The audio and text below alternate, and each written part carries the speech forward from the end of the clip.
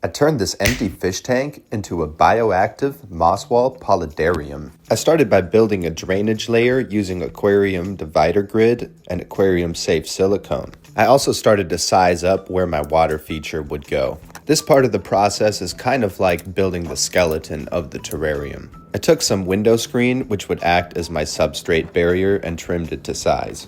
Aquarium filter foam is the perfect material to use to fill in the gaps to divide the water from the land section. I also set to work on my water feature, mainly the rock formation for my waterfall. I used expanding foam to help direct the water where I wanted it to go.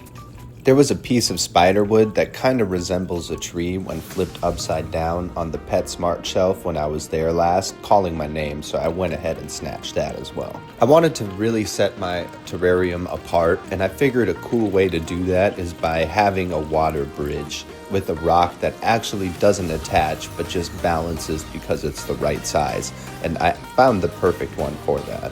I pretty much had the hardscape portion of my terrarium finished, so I needed to fill in all the gaps with more aquarium filter foam and added some cork bark around the top edges. Then I emptied a couple cans of Great Stuff expanding foam, the pond safe version, and filled in all the gaps. Right after I finished applying the foam, I decided to add my little hobbit house. It was the perfect time because I could press it in where I wanted it to. I gave the foam 24 hours to cure and set to work with the razor blade, shaving off the shiny outer bits. Using the razor blade, I also cut a small trench for the cable for my fog machine. You can pretty much carve out whatever you want into the foam. I had decided to carve a little river next to my house. I gave it a finish with slate pebbles and aquarium safe silicone to attach them. Going section by section, I coated the entire backdrop with aquarium safe silicone and a mixture of cocoa peat and sphagnum moss. After it cured for 2 or 3 hours, I vacuumed off the excess. I let the entire terrarium gas off for 3.5 weeks before I started to add plants, mainly this wet moss mix that I got from frogdaddy.net.